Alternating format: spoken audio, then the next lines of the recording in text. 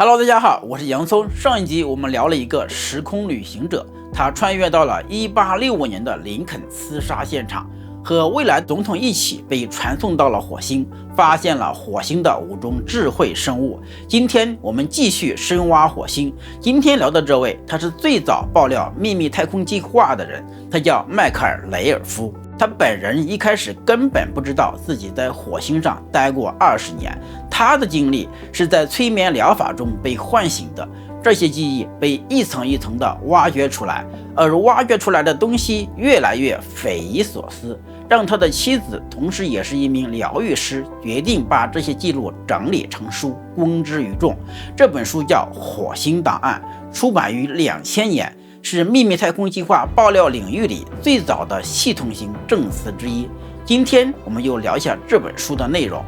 我们的火星秘密系列涉及的资料非常的庞大，系列分为9个章节。本次节目是该系列的第6章，越往后越精彩。第一，一个普通美国男人的异常记忆。迈克尔·雷尔夫是一个普通的美国男人，他从事信息技术行业，之前在美国海军服役过。他从不吸毒，也很少喝酒，心智健全，身体健康，智力水平很高。迈克尔说，他小时候记忆中一直有一个像梦一样的画面是深夜父母不在家，他出去找，他发现天上有一艘像火箭一样的船从天而降，船的形状像灯塔一样。多年来，这个画面非常的清晰，挥之不去。他和妻子是在澳大利亚认识的，当时他的妻子是一名疗愈师，正在做1对1的清理疗愈。迈克尔本来只是想搞清楚一件事，他小时候看到的那些不明飞行物到底是真实的记忆，还是梦境，还是别的什么东西。所以迈克尔进行了第一次的催眠回溯，但催眠的过程挖出了远比他预想的要多得多的东西。那些记忆到底是什么呢？第二，进入火星，一条穿越空间的隧道。在催眠的清理过程中，在回看上面提到的童年经历时，迈克尔的话语里透露出一种感觉，童年的这段经历和他在海军的某段时间似乎有联系，因为一提到海军，他的反应就会变得非常的强烈。于是他的妻子让他试着回溯他在海军的那段经历。迈克尔说自己是1976年入伍进入美国海军，进入了美国的伊利诺伊州的大湖基地。入伍进行了1次考试，他的成绩非常的优异，几乎满分，所以他被挑选进入美国的海军的核电相关项目。在进入核电项目前，他需要在基地的电子技术学校先学习，后再进入核电学校。在后面的回忆中，他始终觉得在学校的这段记忆有点异常，有点过于平面了，太普通了，很不真实，只记得几个非常普通的事件，其他的具体日常细节非常的模糊，想不起来了。后来他们发现有几个指令屏蔽了他的记忆，在清理了这些指令后，终于他震惊地发现，那段时间的自己根本不在地球，而在火星。他回忆，在学校的某天夜里，他被叫醒，带去了一个伪装成杂物间的房间，被问要不要志愿参加绝密项目。迈克尔说，他们被告知这个项目远高于最高机密，会有特殊训练、特殊服务，关系到国家的安全，可以快速的晋升，并且有额外的报酬。对于一个新兵来说，这是一个非常具有诱惑力的机会。迈克尔思考再三，他同意了。迈克尔说，这个房间有一个通往地下区域的台阶通道，下面有一个整片的巨大的地下区域。迈克尔说，进入到地下后，他的记忆又开始出现了空档。他说这一段我不记得了，像是有人把中间这一段直接剪掉了。再往后，他能回忆到的片段是，他们到了出发区域后，他们才被明确的告知，他们要去的目的地是火星，而去那里的方式是通过一条水道式的通道。他把它理解成一种穿越空间的隧道。他说，在真正离开之前的大约1个小时，他被要求服用一种叫做东莨菪碱的药物，理由是这条隧道会让人极度的迷失方向，精神反应会非常的强烈，服药是为了让人在通道里不至于崩溃。他说，大家会在一个平台前排队，然后按命令进入管道区，他们被要求彼此保持固定的间距。他印象中最深的一条命令是，不管你们在里面看到什么听到什么都不要理会，只管往前走。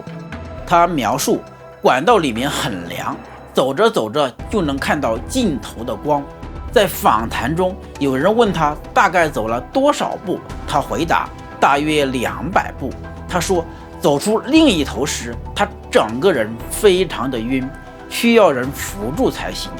火星上接应的人把他安排在躺椅上，让他躺下来休息。就这样，迈克尔到了火星。火星的基地长什么样呢？他在那里能干什么呢？第三，进入火星基地。在后面的采访里，迈克尔明确说，火星基地不是所谓的单一殖民地，而是由多个大型设施组成，分布在火星不同的地点。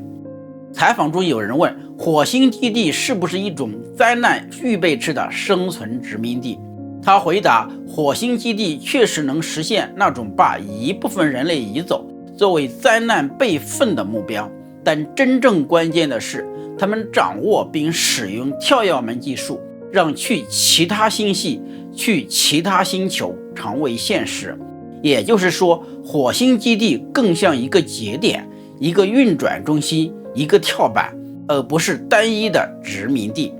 因为地球的电子干扰太强，不利于跳跃门技术的稳定运行。把通往别的星球或者别的星系的跳跃门设在火星上，比设在地球上会更加的好，因为火星的干扰更少。迈克尔被问火星上有多少人呢？迈克尔回答说，至少有480万人，这个数字相当于地球上的一座超级大城市了。迈克尔对自己所在的生活区的回忆是，基本上大部分的设施都不是直接露天的，可以理解为基地上有某种穹顶覆盖，除了地上有，地下也有大量的设施群。说句题外话，他说的基地是不是我们在前几集中说的火星首都白羊座呢？迈克尔说，最初刚传送到火星不久，他很快就被带去吃东西，带他去的地方叫食堂，但他强调那不是普通的食堂，环境看起来更像餐厅。他被告知真正的训练要在1周之后开始，在那之前的大部分时间属于自由期，主要是让他熟悉基地。他看到了基地里像地球生活区一样的配套设施，有银行，有书店，有健身房，感觉像回到地球一样。但与此同时，那一周他也一直在做各种检查，眼科检查、验血、验尿、体检。这一周他感觉像是去度假一样。1周以后，迈克尔说，他被通知到医生办公室报道，基地里的人向他告知，即将开始训练。他的岗位前期的核心工作内容是战术遥视，后面会根据能力再升级工作任务。从那时起，迈克尔真正开始进入了火星殖民地的战术系统。第四，火星上的训练。在火星上的训练，迈克尔说，并不是你想学就学，而是有一个标准流程。首先，医生会给你一种增强能力的药，逐步打开能力。他只记得医生会提醒有些人过不了测试，过不了不用羞耻，会重新分配，但他并没有讲清楚过不了的人到底会怎么样。到了后面，迈克尔才了解到这种增强能力的药可能会致死。他说他们组15个人里面有3个人死在这个过程之中。然后他记得自己被一群灰人围着检查，改造他的身体，目的是为了接入放大 PSI 能力的机器。 PSI 是什么意思呢？就是心灵感应、遥视、预知力、心灵念力等超感官知觉的总称。通过机器放大增强这种 PSI 能力，可以更好地完成任务。所以他们在他第3只眼的区域做了某种外科植入物作为接口，原理类似马斯克的脑机接口差不多，但是比马斯克的要先进的多得多。迈克尔还提到，这类植入物里面还有一种叫断路器的保护装置，意思是如果他在使用能力时遭遇对方更强大的攻击，那么这个断路器就会介入，避免他的脑袋被烧坏。迈克尔说他不喜欢这种身体被动手脚的感觉，但是他说自己经过测试后还活着，没有排异，所以算是真正的通过了测试。然后回去会休息一段时间，之后才会进入他称之为第1阶段的训练部分。迈克尔说这套训练的核心是一台机器，他坐在一把椅子上，把一个像托架的东西拉到自己面前，身体接触，让系统识别它，允许它进入。他形容这种过程像登录一个系统，整个训练过程眼睛是闭着的，手不参与任何的控制，一切靠思想控制。他看到了一种虚拟世界，里面有球，有云，有能量团，想靠意念把它移动，让他们做事。他说普通的思维太散太模糊，训练就是要把思维练得更精准，更加的高效。他还说第1阶段一共12次训练，每次大约2个小时。2个小时的训练内容不只是坐在机器上，还包括游泳、健身等体能要求，甚至被命令要尽量的多吃东西。训练前后都必须要吃东西，训练结束也要喝高能量的饮料。他说训练虽然挺有趣，但极度的消耗人的能量，经常需要睡一大觉才能缓过神来，剩余时间才是回房间打篮球、吃饭、睡觉。这就是迈克尔在火星训练过程的第1阶段，还有第2阶段和第3阶段。第5，火星上的工作。迈克尔回忆，在火星上的工作主要把任务分成了3类。第一，利用遥视侦察，他最基本的工作就是利用自己的能力配合机器侦察地球、火星本土或者其他星球的敌方设施或者人员，搜集情报，获得数据。第2，防御敌方的遥视者。火星殖民地有多个跳跃门设施，管理和守卫非常的严格，任何人使用都要记录。他们主要是防御敌方的遥视者，进行刺探，破坏殖民地的某一个区域、某个设施、核心人员、重要设备。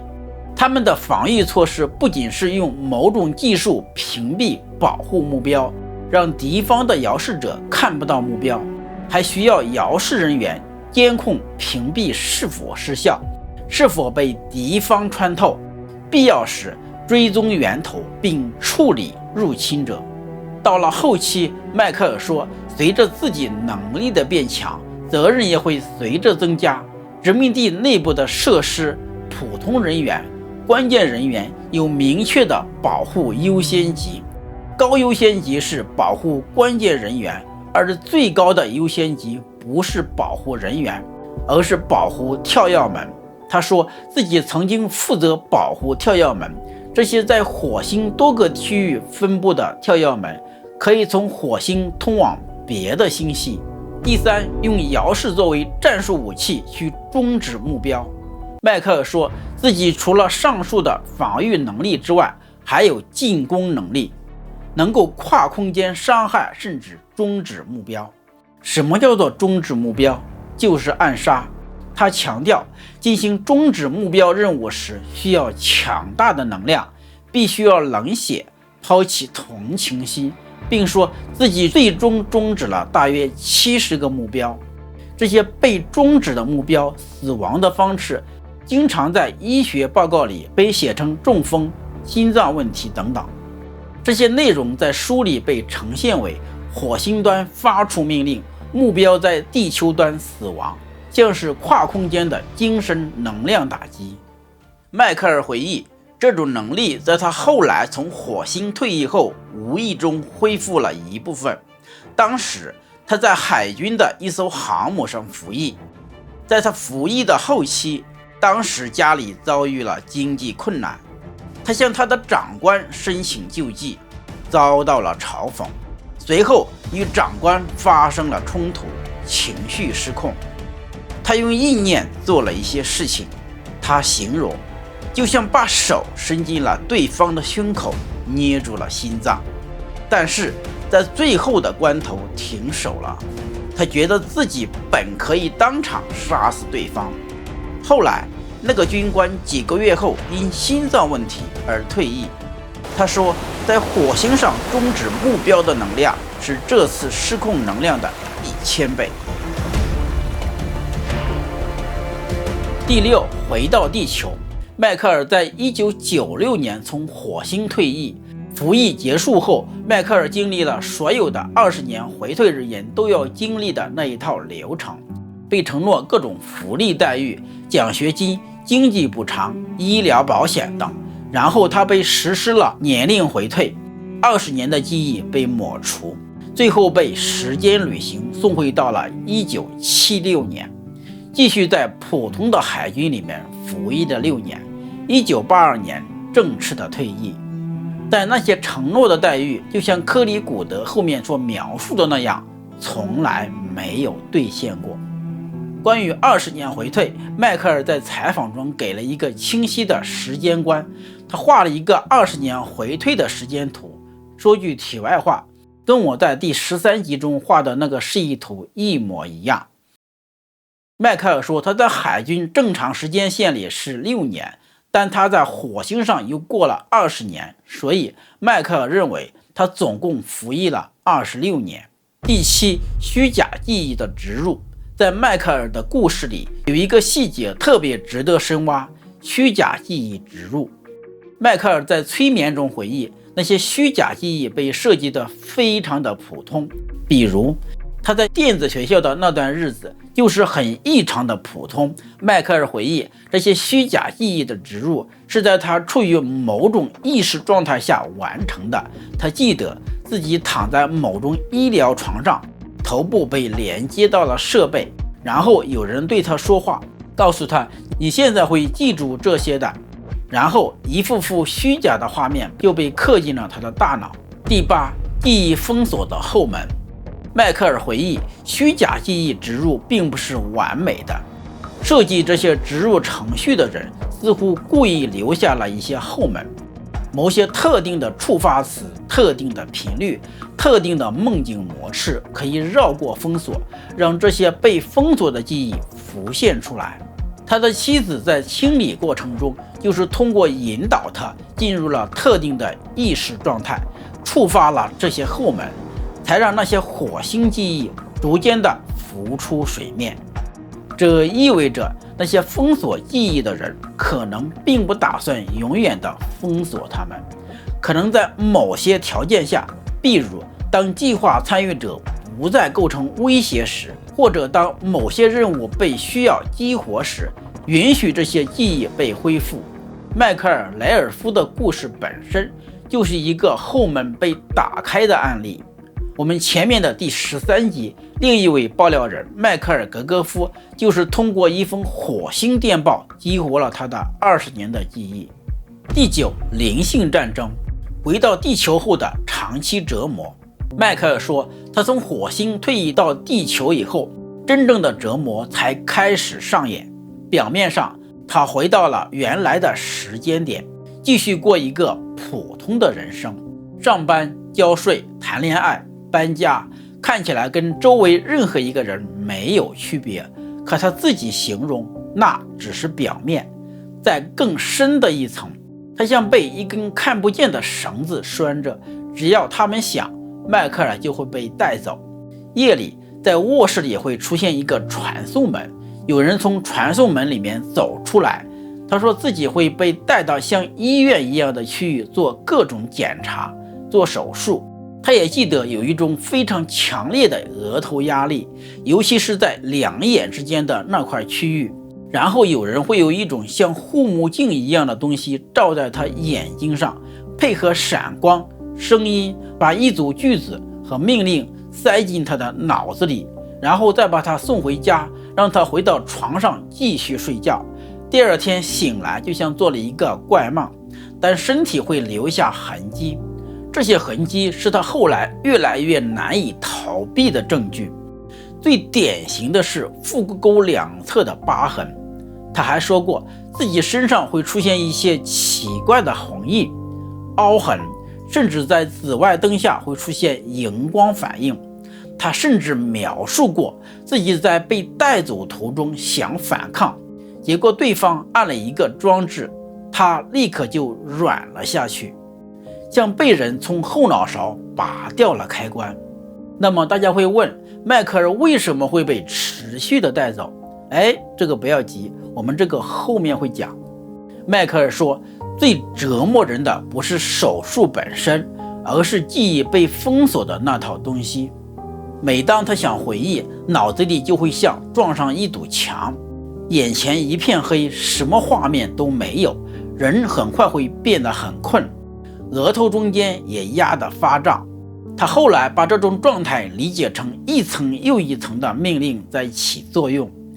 命令的内容简单粗暴，比如你会忘掉这一切，你什么都不记得，你从没到达这里，没有外星人，你不知道，你想不起来，这是你的梦，等等，这样的大量的意识编程，同时还服用某种药物进行辅助，加强这些命令。在迈克尔的书中，这些命令被称为威尼克指令，这一切都是用来阻挡他回忆起这20年的记忆。迈克尔说，这些命令不是随口说，而是会在身体里产生真实的效果。他经历过那种头痛要裂开的状态，后来发现只要把最核心的2条拿掉，你会忘记，你会服从，头痛就会立刻的降下来，像有人把铁箍松开了一样。说句题外话，像不像我们《西游记》里面孙悟空的紧箍咒？他还把许多折磨指向了一个名字，澳大利亚的松树谷基地。那个地方在他的叙述里像一个监控节点，他说有人在那里总是盯着他。更乱的是，带走之外还有攻击。他说有时候会在白天突然胸口剧痛，或者突然的极度疲惫，像被卡车碾过一样。迈克尔则把一些攻击归为远程攻击，说可能有人在用类似远程仪器或遥视者攻击的手法压制他，有时甚至能模拟心脏病的那种杀法。迈克尔还讲过一种更极端的机制，他们不是每次都用时间旅行把他送回，而是利用某种局部的时间拉长技术，在某个范围内把时间拉长，从外面看似乎时间很短，里面却可以发生更长的操作流程。对他来说，这意味着你以为只是睡了一夜，实际上可能经历了更长的检查、手术、命令和恢复。回答前面的问题，迈克尔为什么会被持续带走？在一次访谈中，迈克尔说，这源自他与辉人军方的联合项目。他在1976年签署了一份协议，协议大约600字，主要的内容包括：第一，他提供协助和某种混血计划有关；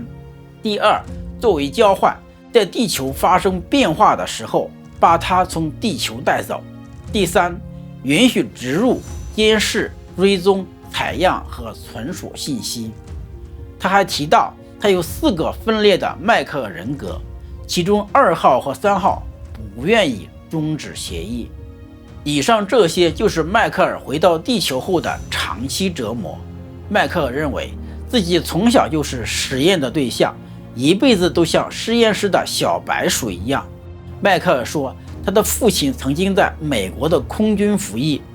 父亲的身体曾经被 DNA 改造过，导致迈克尔自己小时候也被改动过 DNA。这或许就是他童年看到火箭飞行器的原因。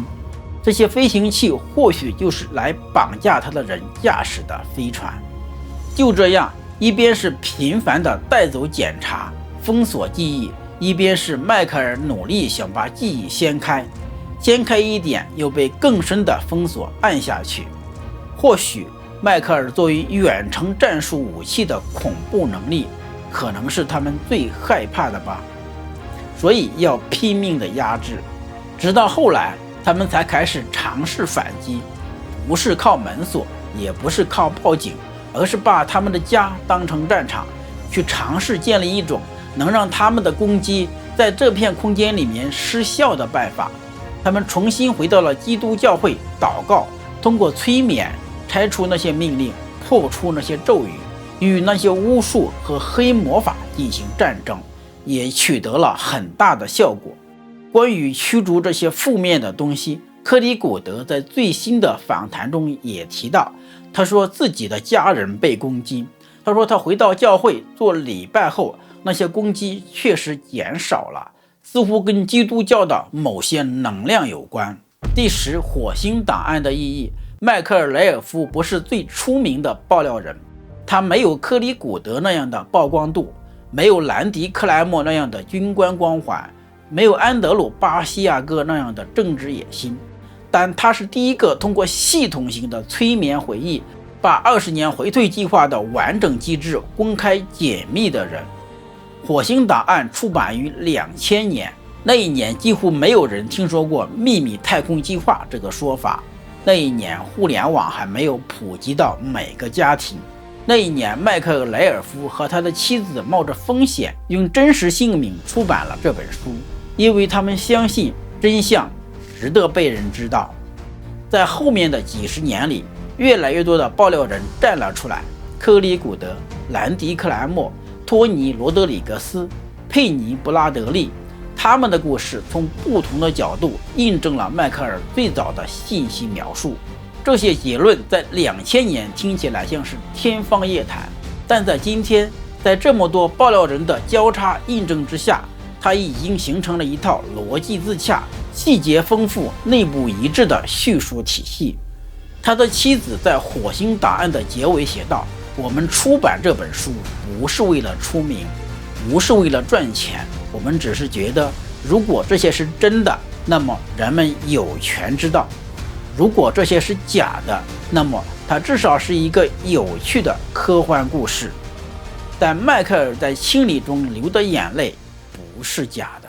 下一集我们聊一位新的爆料人佩尼·布拉德利。他从小就被绑架，他在蒙托克被心灵分裂成38个人格，他经历了55年的太空奴役，可能是整个秘密太空计划爆料圈里面经历最完整、时间跨度最长、黑暗程度最深的女人。她又会给我们带来哪些信息呢？我是洋葱，今天的故事就到这里。喜欢我的节目，请订阅我的频道，欢迎点赞、转发和评论。频道的成长离不开你的支持，我们下一期见。